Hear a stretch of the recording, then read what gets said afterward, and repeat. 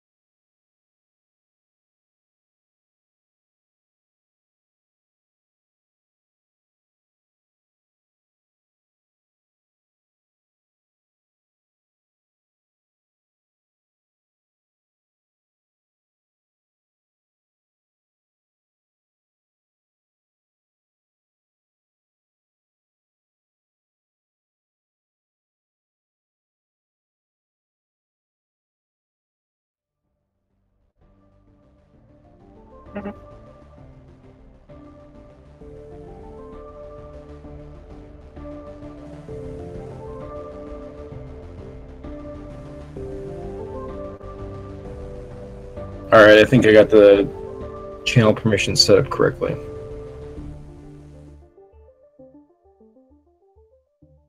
All right, let's take a look at our show notes.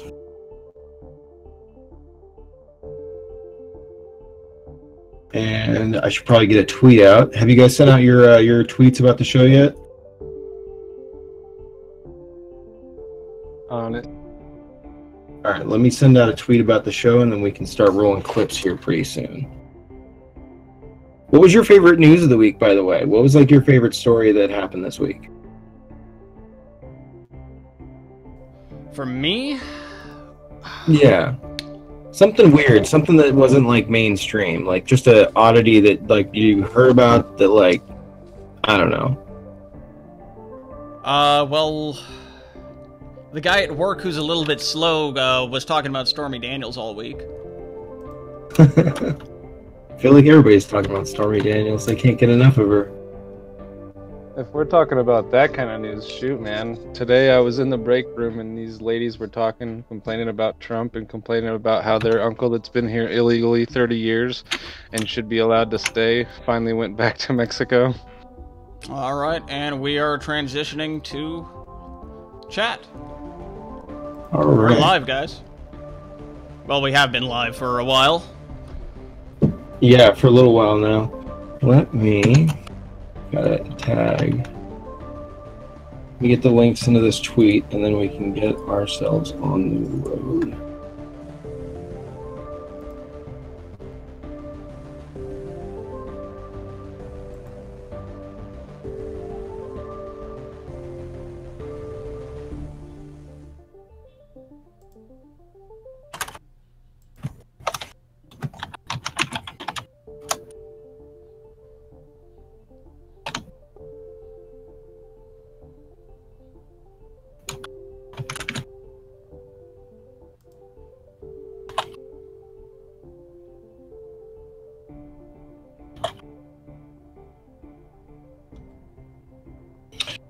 I need the Twitter trends. Let's pull those up here real quick.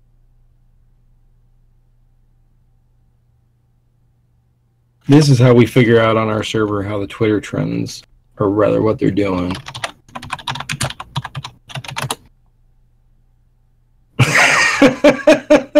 What do you mean, dead air? We're here. I'm pulling Make a Film Pathetic, and I'm going to grab that and throw it on the tweet. Let's go ahead and roll the first clip that we've got. I think this is a great one to start the drop with because it follows up from that Schneiderman story that's been going all week, and it's kind of a look back into the past as like what actually happened with this man before Trump was president.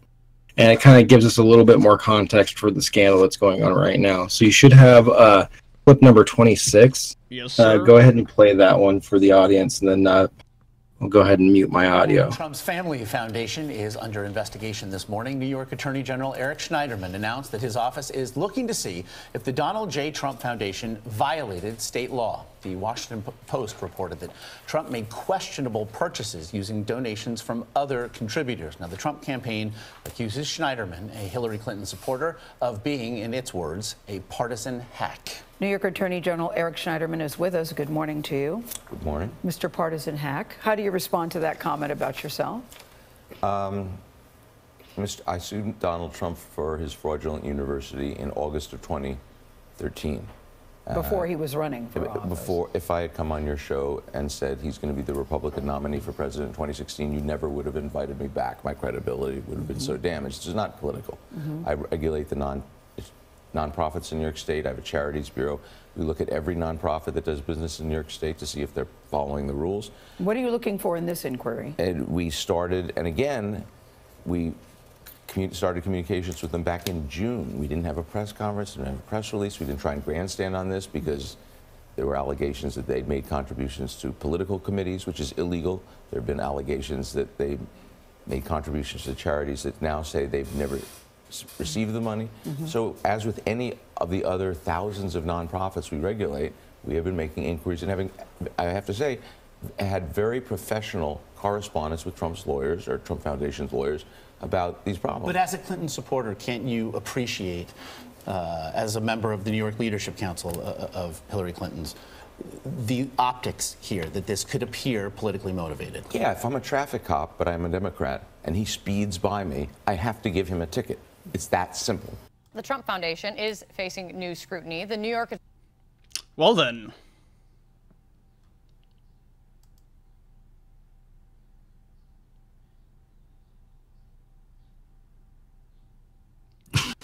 Go ahead and stop that. Yeah, did you see how he looked, though? What did we just find out about his alcoholism and everything? And he just looks like he's completely sauced that entire interview. Well, I mean, you have to be. That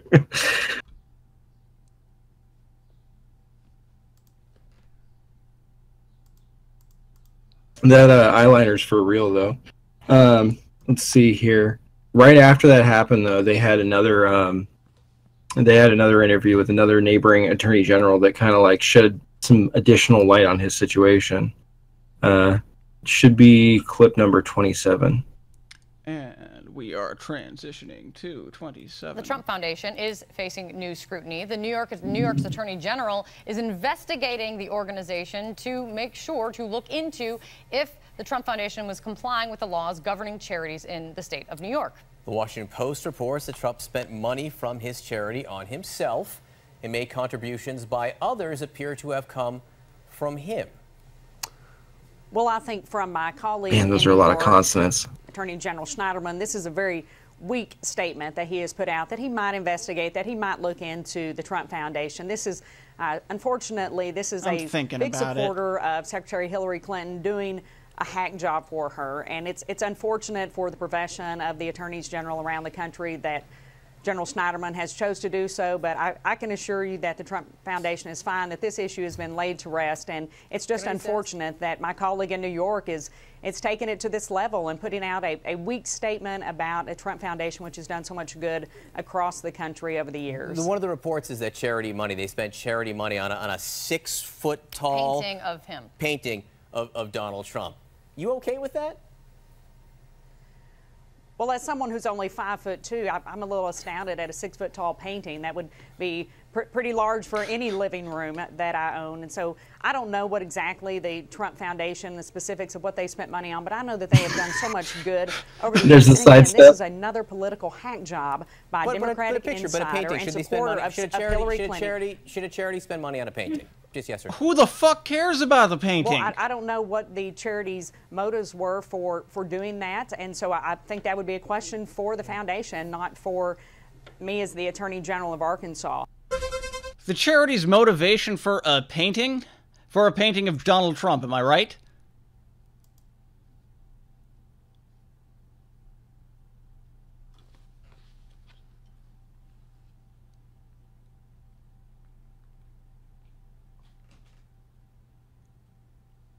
It cracks me up.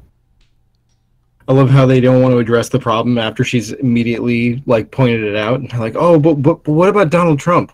What about this thing that looks slightly incriminating? Oh, he made a portrait of himself. It's 6 feet tall. That seems crazy. How? I mean, no, 6 feet tall for a portrait. If I had the kind of money to be able to do that, to get a portrait of myself, sure, why not? But they're just taking these tiny little things and just making them a freaking big deal, you know? So, on another note, there was actually a little bit of news about the migrant crisis this week. It's not like directly related. It's more like more Soros related than anything else. Go ahead and play number 28. George Soros has funded an app to help illegal immigrants avoid federal immigration authorities. The group is called United We Dream, founded by an organization receiving more than $200,000 as well in federal grant money. $200,000 in federal grant money. I'm pausing that right there just to say that. Your taxpayer dollars at work. Joining us now, Chris Farrell, Director of Investigations Research for Judicial Watch, which brought the story to light. That's outrageous. Soros getting involved, federal money being used for it.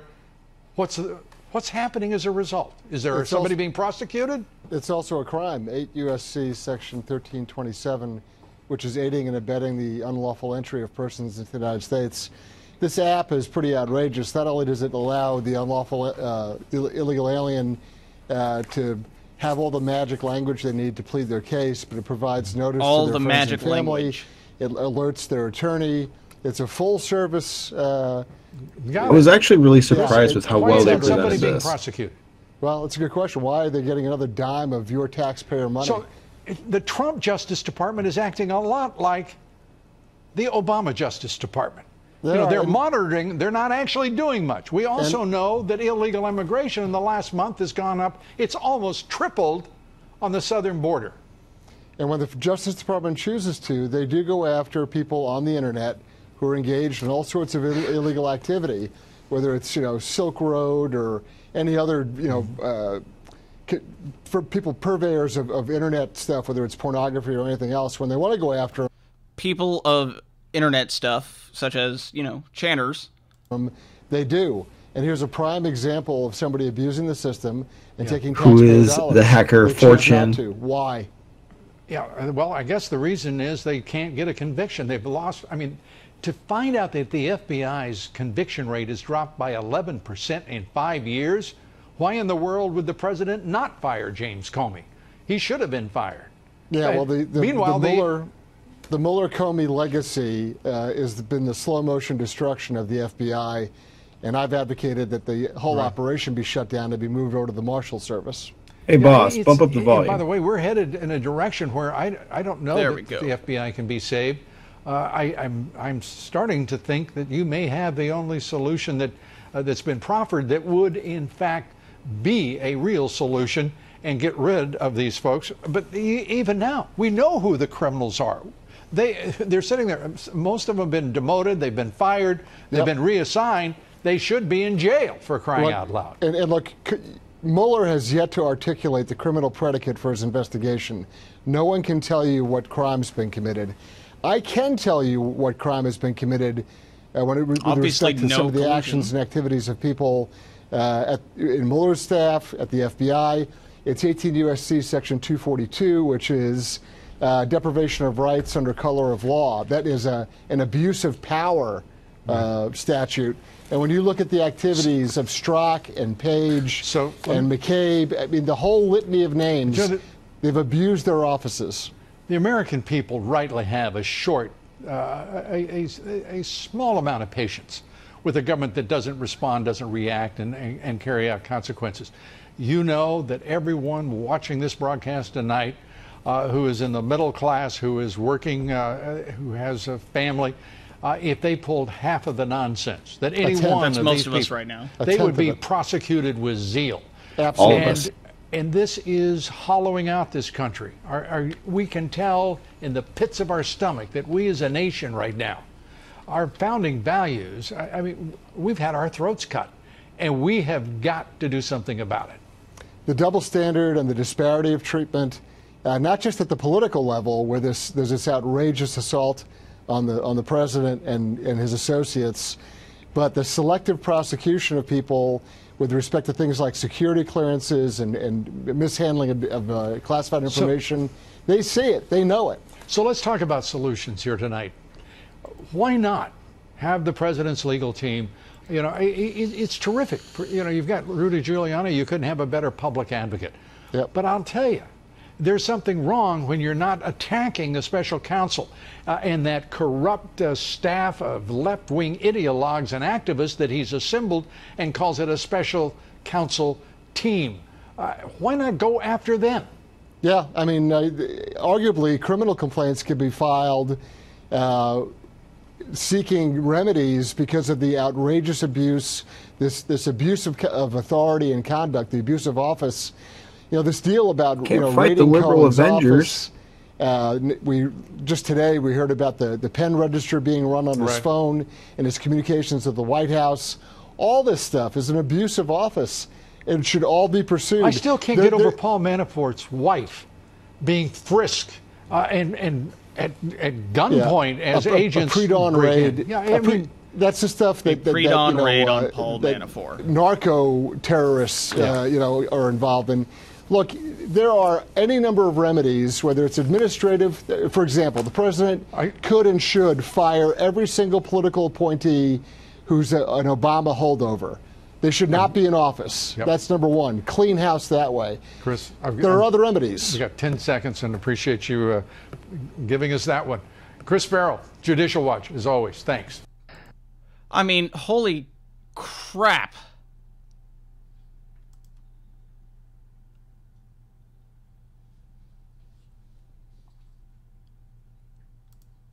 Yeah. Ugh, it was a pretty good interview, yeah? Yeah, that was good. You know, I never really thought much of Lou Dobbs before, but I watched that one, and now I'm going to have to... He's on my short list. All right, so, you know, not all of the human trafficking stuff is all bad news. There's actually a few decent stories, and one of the ones we found this week was this story about a Malaysian police intercept of a shipping vessel that had 131 people on board. That should be clip number 29. All right, we're moving right on to it. The vessel was stopped in Johor State on Saturday. Police say the tanker was carrying 131 Sri Lankans, 98 men, 24 women, and 9 children. Police also raided a fishing boat used to transport the people to the tanker and detained 3 Indonesians and 4 Malaysians on board. Another 5 Malaysians were arrested for suspected involvement in the smuggling syndicate with connections across Sri Lanka, Australia, New Zealand, Indonesia, and Malaysia.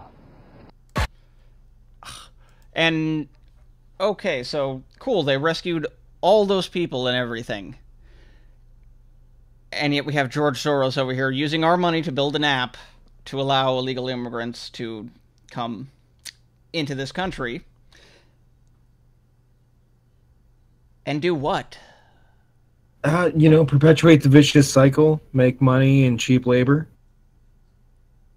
That's my best guess. I honestly perpetuate human suffering. Be the worst people in the world. Try to get that high achievement score of most deaths and turmoil caused. Not really sure. All right. Moving right along, we didn't really have a big story about any of the Mueller updates. There's some stuff going on there, but I felt like this was one of the more important videos. And there's some other interesting facts about the Trump Russia story, you know, in the main show. But this kind of fell between the cracks for a few people. Go ahead and play. Should be number 32. Coming right up. We say this a lot, but documents obtained by Judicial Watch may confirm collusion between Mueller and Comey. In the emails, FBI officials advised former Director James Comey to consult with Special Counsel Mueller before Comey testified to Congress. What?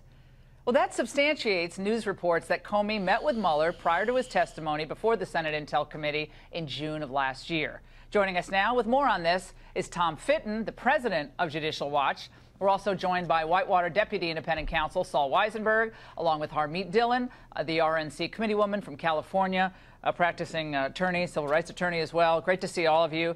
Tom, boy, it's tough to get documents out of this Justice Department. And you guys had to file how many suits to get this nugget about Comey and Mueller? 2 federal lawsuits, Freedom of Information Act lawsuits. We began asking for the documents in August of last year, and we just got 15 or so pages in the last week or so. And they show, as you say, you know, James Comey was fired by the president, and within a day or so, he's communicating with the FBI about upcoming testimony because all of Congress wanted him to testify.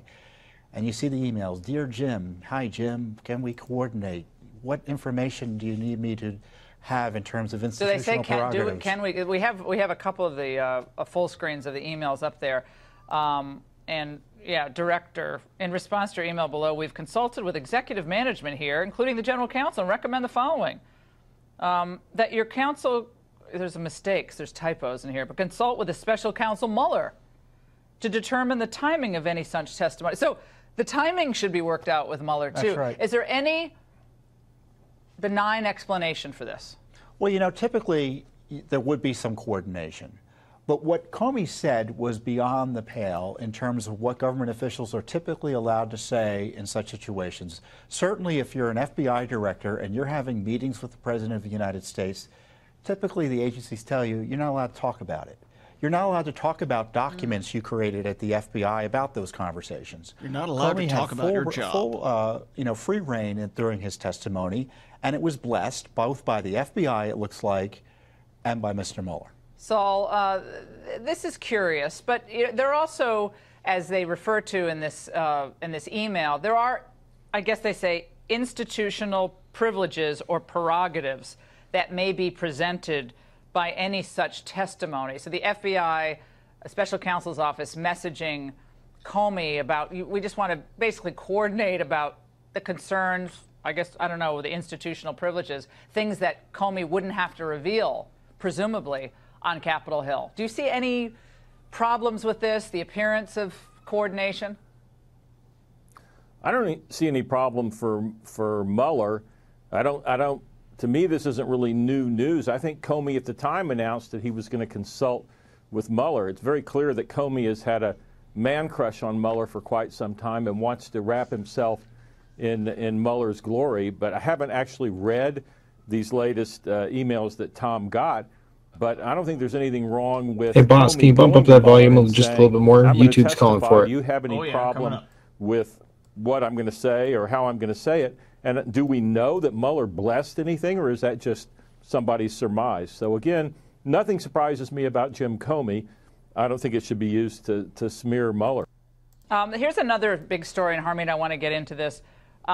So Devin Nunes and Trey Gowdy went up to the Justice Department today, and they were allowed to review certain classified documents. And they said this afterward. We had a productive discussion today with officials at the Office of Director of National Intelligence, Department of Justice, FBI, and we raised questions related to the information requested from the intel community. The officials committed to holding further discussions of these matters. We look forward to a continuing dialogue. Blah, blah, blah. This follows Nunes, again, threatening contempt of Congress against Jeff Sessions. Seems like you have to threaten contempt of Congress to get anywhere. And what is this? Where's this going? No, I mean, this is a spectacle. It does very bad for the reputation of the Department of Justice and the FBI here, where it takes threats, repeated threats. It's like, it's like those movies where the villains are chasing the train and they're throwing stuff off the back to try to delay them. It's like that. But eventually they're going to have to, pay the piper and come forward with this information. They're doing it very slowly. There's clearly something they have to hide, because if they didn't have something to hide, what's really ironic here is that the Department of Justice is not in the Constitution. It's an inferior branch of government that was created by Congress. And so for them to arrogantly say that they're somehow above the Congress and they don't have to answer requests like the rest of the government is truly outrageous. So the president wants them to cooperate, clearly. Now, they put out the story at the DOJ that the White House is on board with what they're doing, but then the White House put out a statement saying, no, actually, we want you to cooperate, just don't give stuff that's extra top secret. What we've seen from their redactions in the past that have been grudgingly unveiled is that they were nothing burgers. They were simply there to protect the DOJ from embarrassment. Yeah, well, they were exculpatory. Exactly. They were exculpatory, not for the DOJ. And right, for Flynn and for other people. So they're protecting very hard to hide something. But there's always a tug of war between Congress and the executive branch. That has always existed. Not to going this back degree, though. But this does take it to a new level. And Kim Strassel has an interesting analysis. I want you all to weigh in on this. Tonight in the Wall Street Journal, she writes. It's about the FBI source. She says, we know Mr. Nunes' request deals with a top secret intel source of the FBI and CIA who is a U.S. citizen and who was involved in the Russia collusion probe. We might take this to mean that the FBI secretly had a person on the payroll who used his or her non-FBI credentials to interact in some capacity with the Trump campaign. Strassel seems to be... she has incredible sources, I know that. You're not the other one that hates the word nothing burger. Indicating that there could have been someone inside the Trump campaign from the FBI who is embedded in there. I guess, spying on the Trump campaign? Now, we'll see if any of this pans out, but Tom. Well, we had confirmation this last week from the House Intelligence Committee that there was a counterintelligence operation against Flynn while he was on the campaign or working for the transition. Yeah, and how does that play out? Just wiretaps or just what? Yeah, what was it? What did the program entail? Like they already wiretapped Trump Tower? The approach of the modified limited hangout in terms of information releases. For 4 months, the Mueller operation sat on the fact that they had the Lisa Page struck messages. And on top of that, then we found out about the Clinton DNC dossier. There's going to be a fourth or third or fifth shoe to drop. Other shoes will drop. And this, I don't How many legs do these people have to have so many shoes? Here. There's embarrassing information at issue. Saul. The stressful point, well, we'll see what comes of this, but it's interesting. If, Saul, I know you love ifs as a white collar litigator. You love my hypotheticals. Let's go back to law school. If the FBI embedded someone inside the Trump campaign, and they believe it for a legitimate purpose, if Russia was really trying to throw the election, if they had information indicating that, they put someone inside the Trump campaign, burrowed away, working in one of those little cubicles with his ear out or her ear Obama out. if What's video the problem here. there, if there's a problem there? Oh, there's a big problem unless you have the same kind of problem you have when you search a lawyer's office. You better have something really, really good to be able to justify that. And here's the problem. There's an old saying, and before I go any further, let's give credit to John Ehrlichman, the author of Modified Limited Hangout. I wouldn't want to leave him twisting slowly in the wind, Laura. Oh, but, excellent. Keep in mind, there's an old saying, the wages of crying wolf. And Harmeet put her finger on it. We've now seen too many instances where the Department of Justice and or the FBI has said, we have to redact this because it could endanger national security and it's classified. And we have seen now, time after time, where it's been unredacted and it's just been embarrassing. And the latest and when you do that 2 or 3 times, people are going to stop believing you. You lose all credibility. And we saw that last weekend when they finally unredacted 2 passages in the House Intelligence Committee Majority Report, the Select Committee Report. And they revealed 2 incredible things. One, that the FBI didn't think Mike Flynn had lied. We had heard about that. Huge but secondly, revelation. Shockingly, that people haven't focused on enough, that the underlying crime Mike Flynn was being investigated for was the Logan Act, an act that's been a dead letter for over 200 years. Right. It's absolutely shocking. Yeah, that John Kerry never violates. So yeah, of course.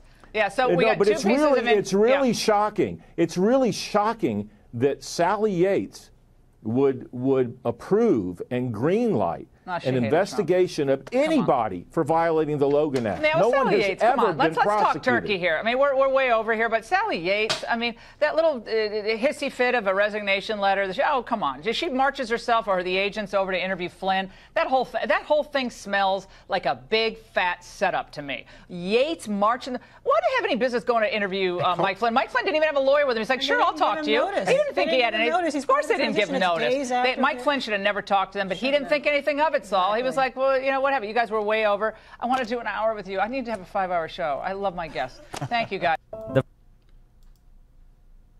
Well, then.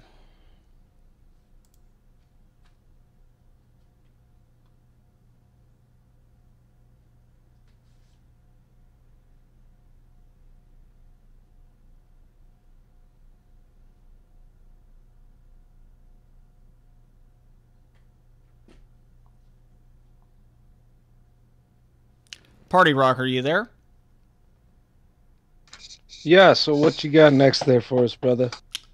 Looks like next, what we're moving on up into, we're moving up from 33, we're moving up to 34, we're moving into the Hawaii eruption, creeping lava, toxic gas, why Hawaii volcano is a unique disaster, basically. And let's go ahead and roll the clip.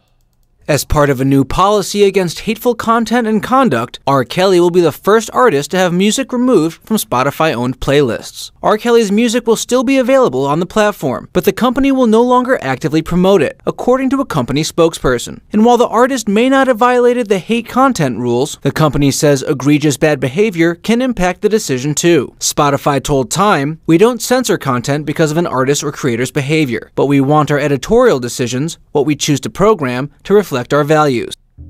What's astonished me about Donald Trump is how effectively he's managed to take his opponent's strengths and turn them against them. It's a type of political jiu-jitsu that we saw back in, 2004 when John Kerry was being swift-boated. John Kerry is no war hero. I know John Kerry is lying about his first Purple Heart. It was shocking at the time. And what we're seeing now is that on steroids. John McCain, he's a war hero. 5.5 years. He's a war hero because he was captured. I like people that weren't captured, okay? I hate to tell you. The world has turned upside down if Donald Trump is accusing people like this of not having integrity, whether it's Jim Comey. He's a showboat. He's a grandstander. Or Rod Rosenstein. These people have the biggest conflicts of interest I've ever seen. Or Robert Mueller, who have spent their lives working to uphold the rule of law. He doesn't care. It's not to say that James Comey is a saint or that Rod Rosenstein has never made a mistake in his life. It's to say that I don't think anyone can dispute that these men are people who have devoted their lives and their careers to upholding the law. And they are being attacked on those grounds by the least law-abiding president we've ever had. Should Donald Trump be impeached? I hope not.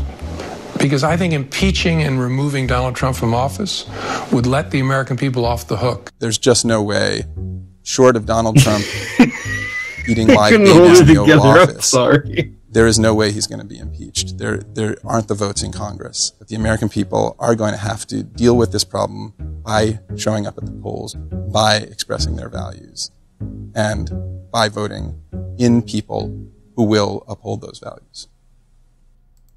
I believe What's that's astonished a me about message that we can all agree with.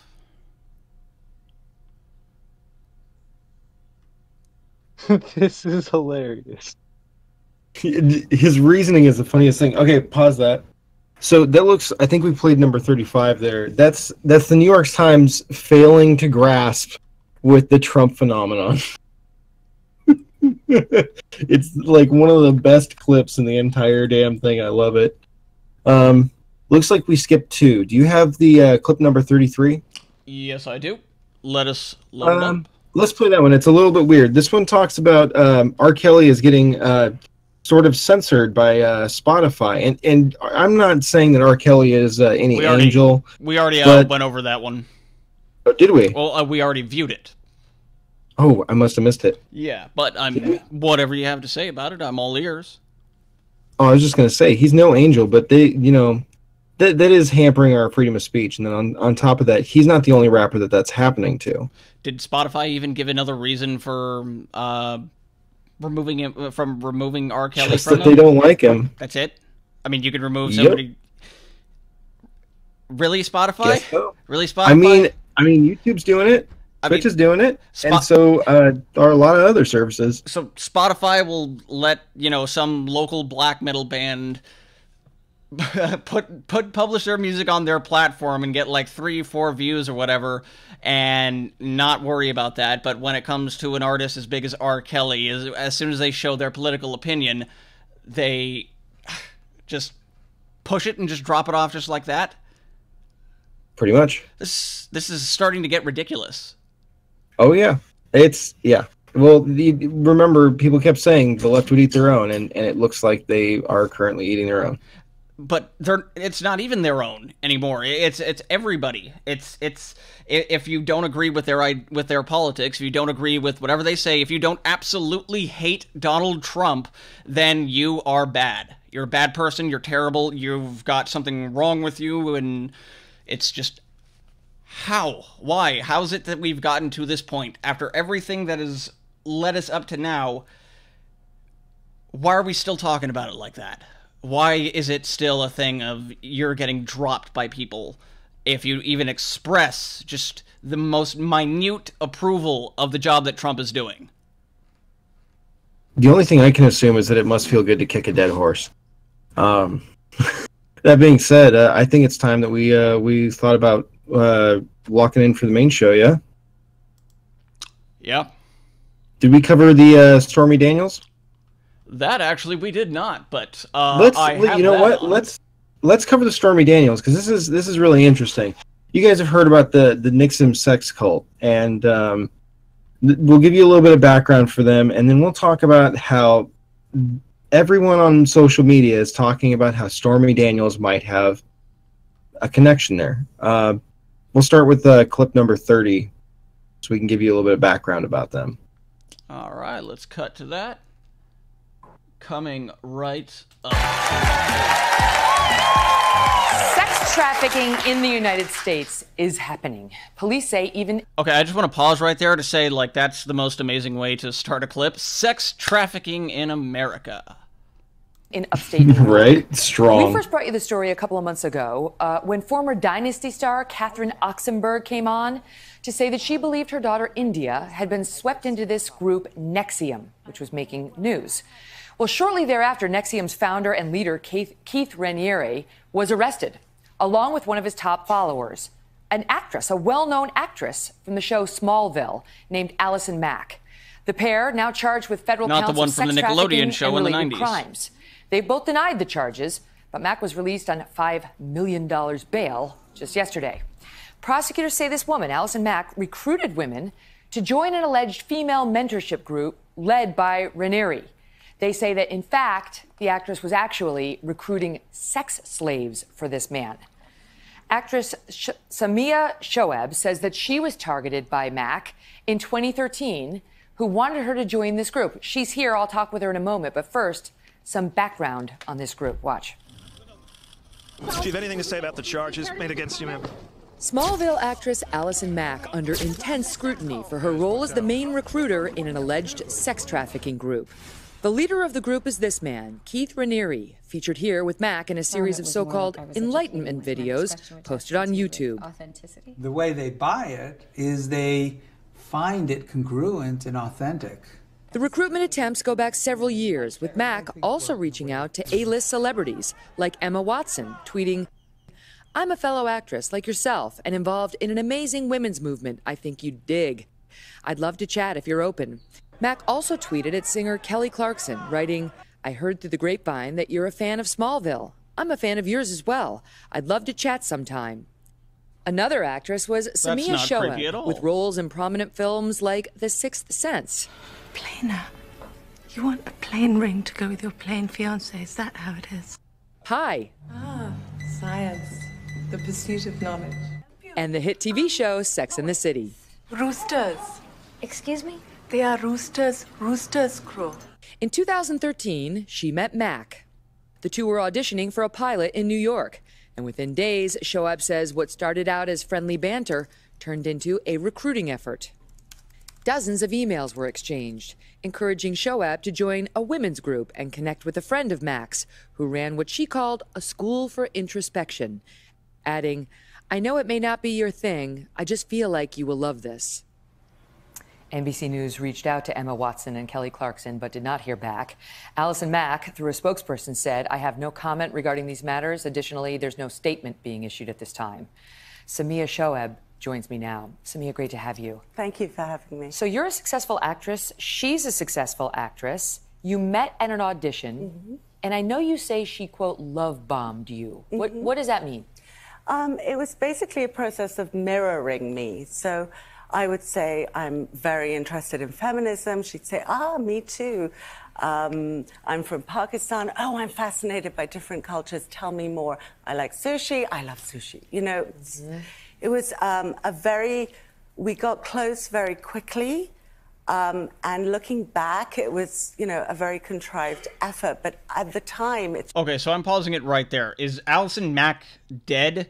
to where they have to bring on Samia Shoaib to talk about her? They can't just bring No, Allison Mack won't herself talk. on Kelly She Day. won't come on stage. She just is avoiding every journalist, and on top of that, this was the only person they could get to come on and actually talk about her experience. And she's pretty open about it, which is kind of cool. No one else has really talked about their methods before, and it's kind of neat that she was able to get on Megyn Kelly and say it in open like that. I mean, that's pretty heavy for MSM. Gotta agree with you there. Let's get back to it. She seemed so sincere. Did she ever make any reference directly or indirectly to this group, Nexium? She said she lived upstate in a communal situation. She didn't really say anything else about it. And did she offer to help you? Because this is how a lot of these groups sort of get you in, is like, hey, we have a great new way of thinking. Why don't you come listen to it?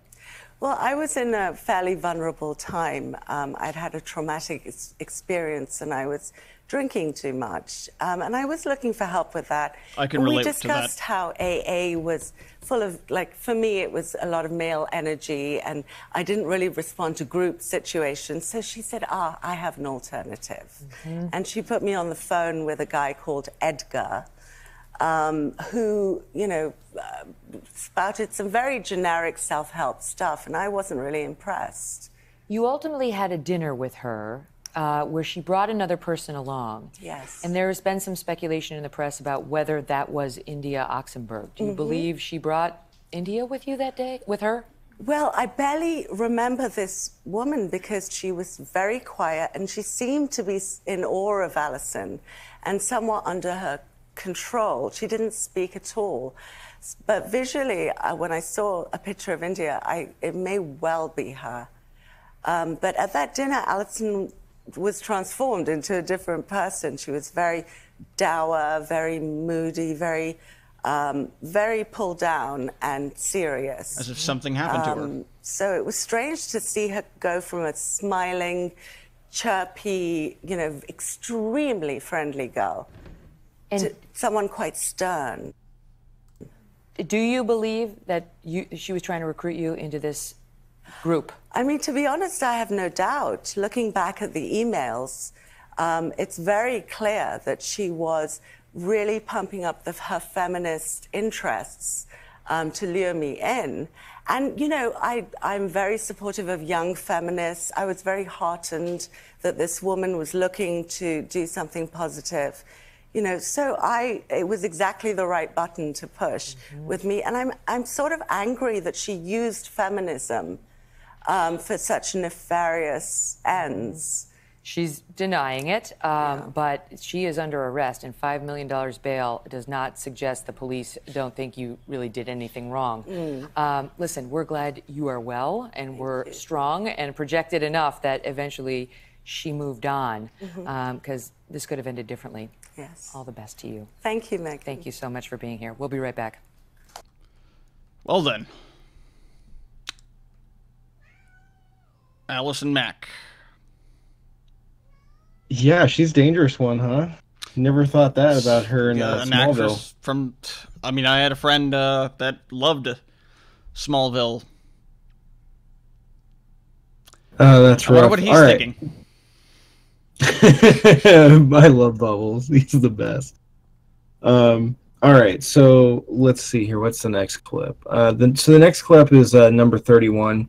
This is a small, lesser-known YouTuber named Wild Smile. I've been following him for a while, and he seems to have pretty decent source content. He seems to have a decent grasp of the idea of this Twitter debacle that Stormy is involved in. And while we're not really fans of the whole Stormy news story, this one made the drop because it was especially ridiculous and silly, but possibly having disastrous implications for Stormy and the whole impeachment effort on Trump. Go ahead and roll, what is this, number 31? 31, rolling out.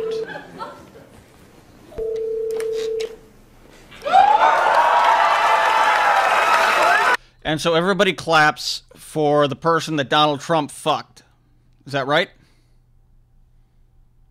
I wonder if I got clipped a little bit wrong. This one might be... Or Did it just who start can in that forget position? how Yeah, desperate it just CNN was to get an interview with here we her are. back in March? Okay. They actually went to her work. Is it back up? If you catch my Yes. drift. Sort of been a There we double-edged go. sword. Yep, there we are. Where a lot of people are very interested in booking me for dancing and stuff like that. So I'm getting more dance bookings. I usually only dance once a month, and now I'm dancing 3 or 4 times a month. So that's been really great. This is 3 or 4 times a month. My life She's is dancing so now. bad right now. So great. I get so much good. money, and there's all these penises around. why many others and myself can't stand the mainstream media. The groupthink, for one, but also they aren't funny, insightful, clever, entertaining, trustworthy, innovative, or impressive in any way. They are all handed out the same scripts written by the same people who make the same points. Hey, pay attention. This person, Stormy Daniels, was paid $130,000 to remain quiet about her time with Donald Trump, money that she now apparently doesn't intend to pay back now that she's ran to every news station that will listen to her. And hey, maybe she does plan on paying it back, now that she actually has the money to do so. The same people, though, that were defending this woman, a literal call girl willing to go back on a deal for the sake of publicity, were the same ones saying unspeakable things about Juanita Broderick, who did not willingly give herself to Bill Clinton, if you're picking up what I'm putting down. If you expected these people to hold their standards across all sides, you would be mistaken.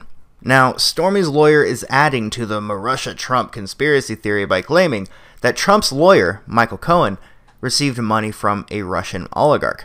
You can only hear people cry wolf so many times before you just stop believing their lies. This is yet another chapter in a campaign to bring about discord and division to the United States. Remember when it was the supposed election interference that created the discord? Well, this Russia hysteria that these exact people created is now creating the discord that they claimed was a result of the Russian meddling. The Russians said to the Trump people, we can help you. Donald Trump Jr., love it, bring it on.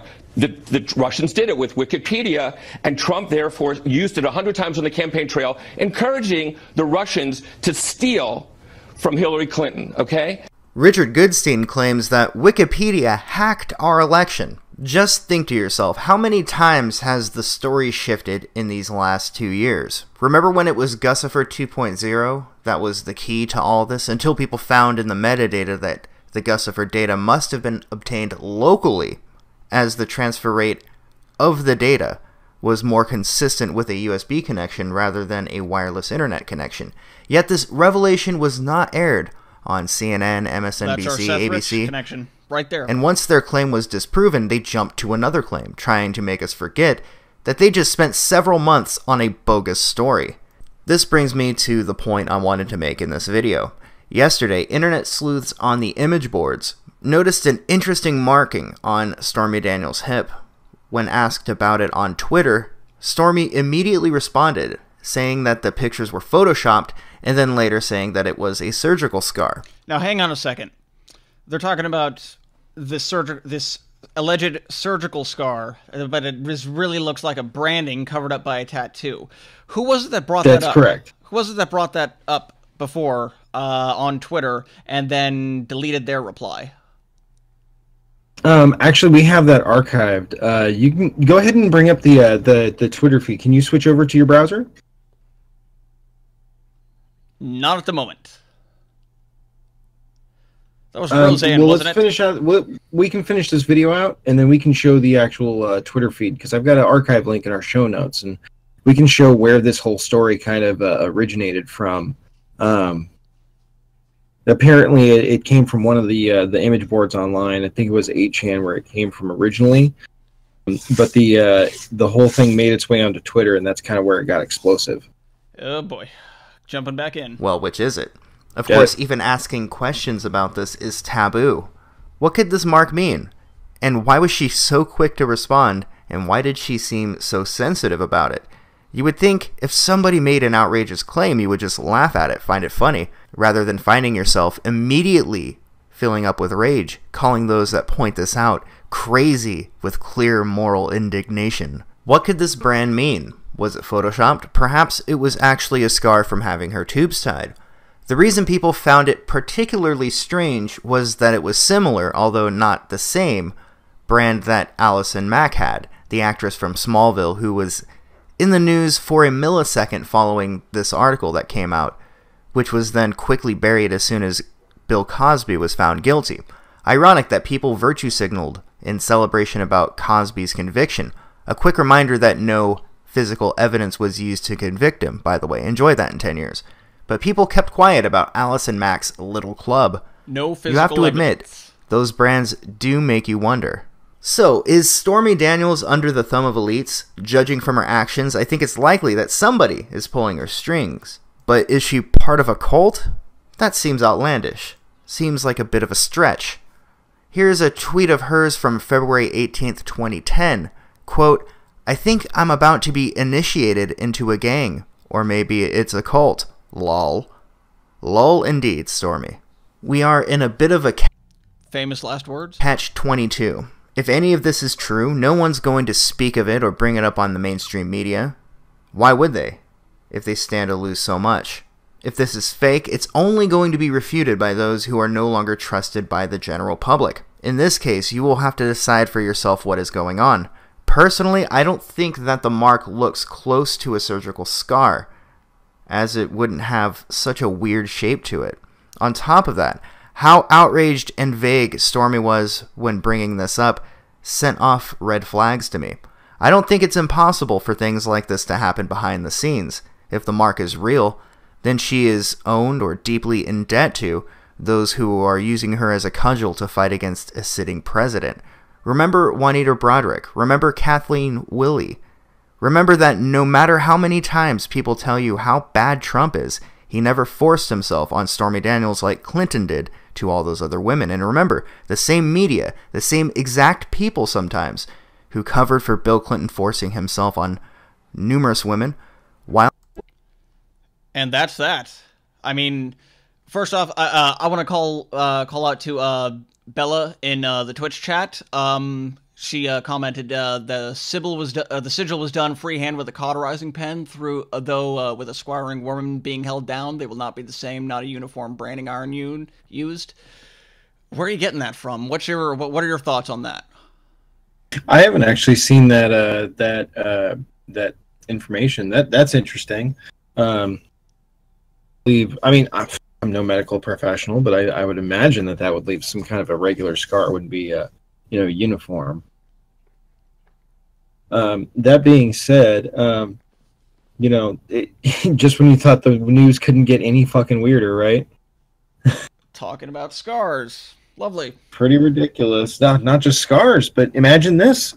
I mean, if we really want to start, talking about, putting our conspiracy helmets on here, they're finding ties between NXIVM and the Clinton Foundation. So tenuous as that may be, we may be looking back on this podcast in a few months and seeing that maybe we were more right than not. Thanks, Bella. Maybe we need a red book.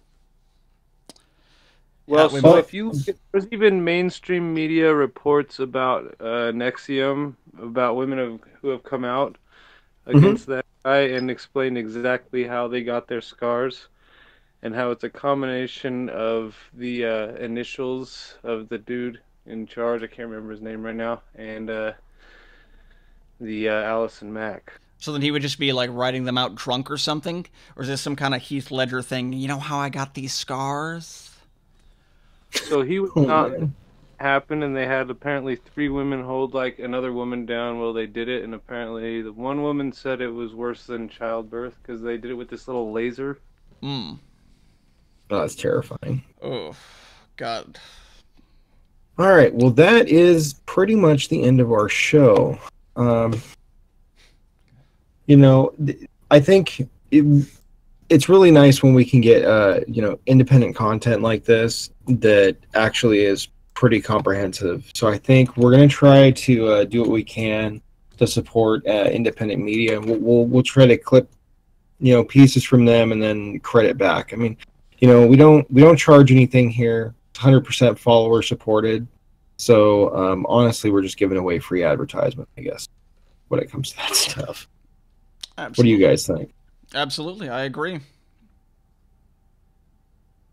All right. Well, that being said, I think that we can kind of give ourselves a little bit of an outro here. I guess until next week.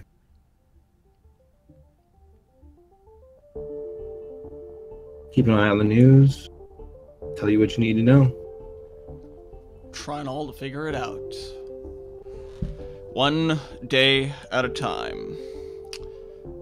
Need to Know podcast signing out. Everybody watching out there on YouTube, on Twitch, and everybody who's in the chat, feel free to join us in the Discord chat.